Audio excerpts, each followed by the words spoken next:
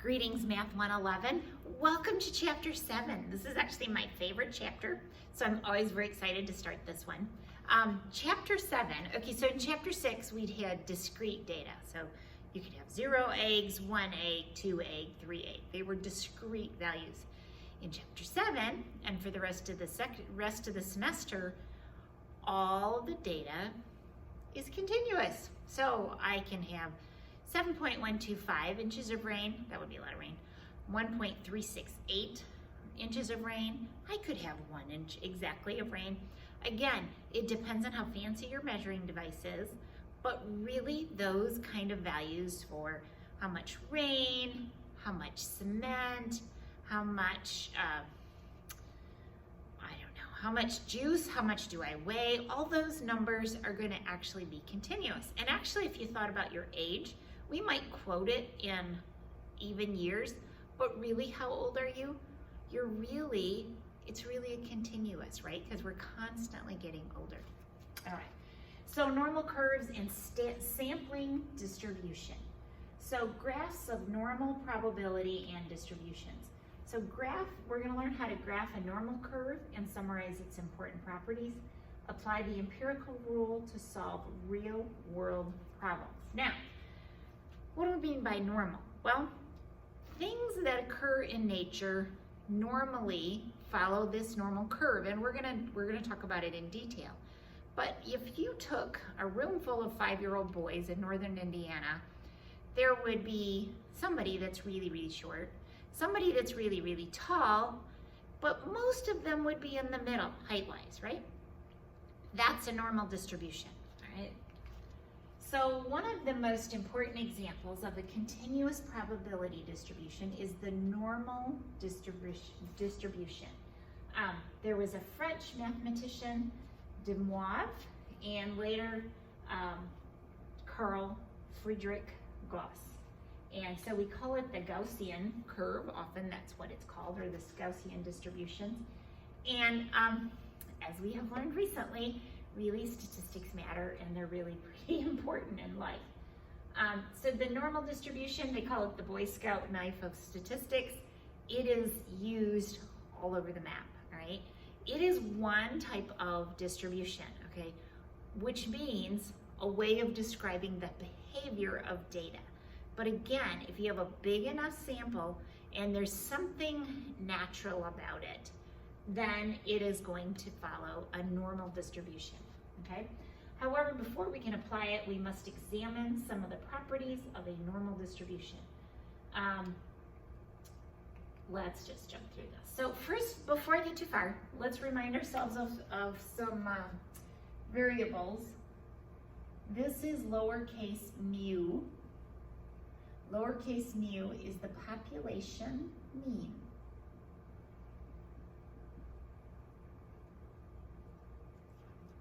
X bar, which remember we say X bar, that's how we say it, is the sample mean.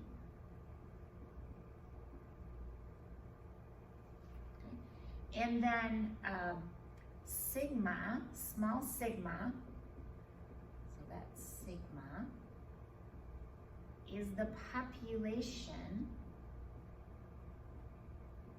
standard deviation. And we'll talk more about standard deviation and what that means. And little s is my, I would say little s is how I always talk about that, is my sample. Standard deviation. All right, I'm just gonna abbreviate there. So those are important variables. Constantly remind yourself of those, okay? That's the learning to speak the language of statistics. Feel free to write them on your formula sheet, all right? Your formula sheet, you've probably already noticed, is something you need to reach for more and more as we get through this semester. All right, so think of this normal curve, this normal distribution, as what you would get in a pile of dry sand. So think about an hourglass or dumping a pile of sand and just watching that shape. That's what we would get. So this is what that curve looks like. So you have something in the center By the way, this tallest point is always mu, right? So that's my population mean. That's the most likely occurring value.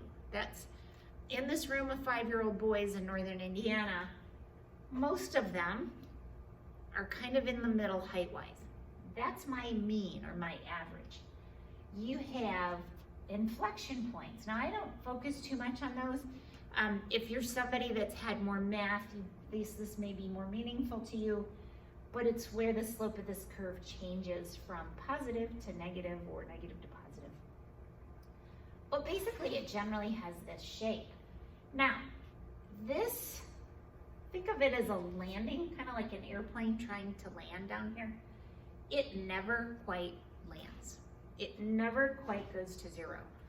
Think about the Guinness World Book of Records, right?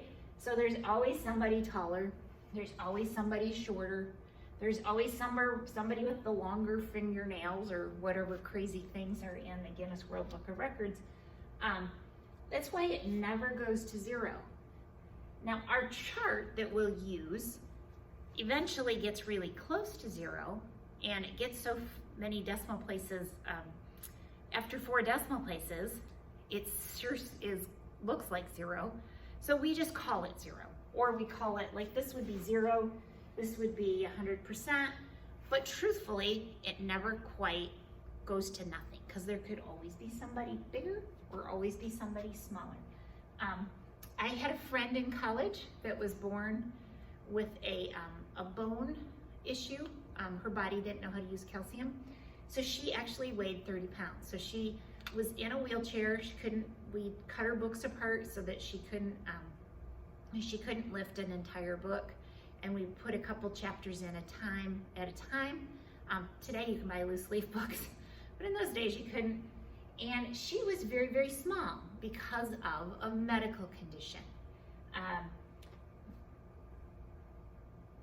Would you expect a college female to be 30 pounds? No, but she was because of a medical condition. So that's why you can never rule out something happening way down here at the end. Okay. So we see that the curve is smooth and symmetrical. Oh, that's super important. It's symmetrical about this mean, all right? Wherever this point is, this point. Literally, remember symmetry? You probably did it in elementary, where you took something and folded it in half. That's symmetrical. So whatever's on this side has to be on this side. I also want to point out, you'll see it says mu plus sigma. What is sigma? Sigma is our population standard deviation. Mu plus 2 sigma, mu plus 3 sigma. Now, literally, I take whatever the standard deviation is and I add it to mu. I take 2 times the standard deviation, add it to mu. Over here, I take 3 times the standard deviation, add it to mu. On this side, so these values are going to be smaller than the mean, right? Like I talked about, this is my friend in college that was much smaller. So whatever the mean was, minus 1 standard deviation. Mean minus 2 times that standard deviation. Mu minus 3 times that standard deviation. Okay, we'll see that the normal curve is smooth and symmetrical. The highest point occurs over mu, kind of like a balance point. And as it turns out, it looks like it's gonna land, but it can't quite. It doesn't quite land. Mu plus 3 sigma, mu minus 3 sigma is really close to the end of the changes from 0 or 1. We will use on our chart, and I'll show you that in a minute, we'll use 3.5 times standard deviation or mu minus 3.5 standard deviation. Okay, let's keep going. Da-da-da. So what's important? The curve is bell-shaped. The highest point is over the mean. The curve is symmetrical, about a vertical line through mu. The curve approaches a horizontal axis but never quite touches it, certainly doesn't cross it. These inflection points, which I actually kind of wave past, and don't worry. Da-da-da, here it is. The area under the entire curve is 1. So, yay, that still counts. the sum of the probabilities of a sample space still equals 1. So if I look at this beautiful curve, this area under the curve is 1. So we, in chapter 6, had histograms. They were blocks, they were boxes with square tops. Now, what really happens is we have a million, actually it's an infinite number, of really, really skinny, infinitesimally skinny boxes that make up this, okay? And it gives us a smooth curve. So we're going to start in 7.1 with what's called the empirical rule. Now, what you'll find once you learn the other method is that you probably won't use the empirical rule. You're constrained with values with the empirical rule, but it's an important place to start. So approximately 68% of the data, I'm going to jump to the picture, it's easier to describe here. So mu plus 1 standard deviation, mu minus 1 standard deviation, that's this purple blue area in the middle, 68%.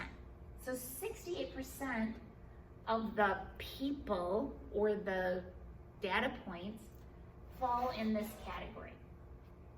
If I went out one more step each way, I'd have mu plus 2 sigma. So again, I literally multiply 2 times whatever the standard deviation, and I add that to mu. I take mu minus that 2 times the standard deviation.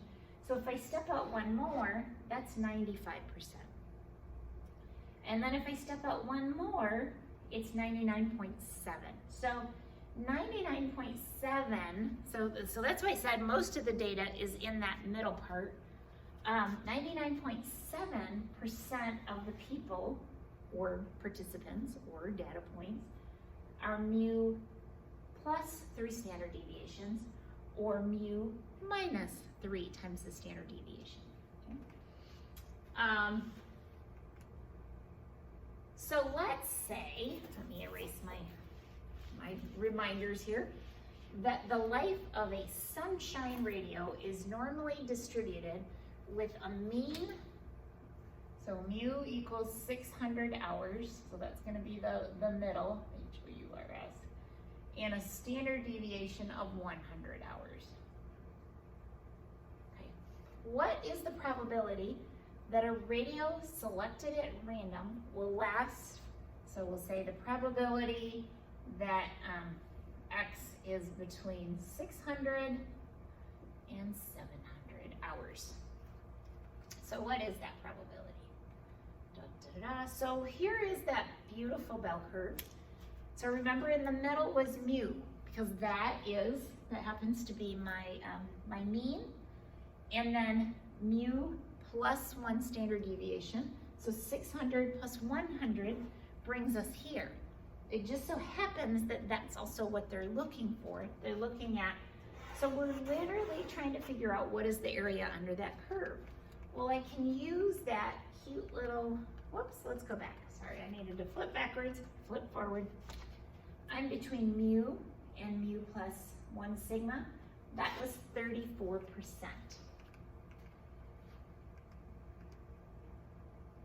So off of that chart, we have 34%. Now, that, let me finish this and then I'll go back. So that tells us that the probability a sunshine radio will last between 600 and 700 playing hours is a 0.34. Now let me jump back. This chart right here, you can pull it out of the PowerPoint. I have one posted under the resources. You can also just look in your textbook, and hopefully you've become friends with your textbook by now and are spending time reading it, because there's lots of great resources. All right, you guys have a great day.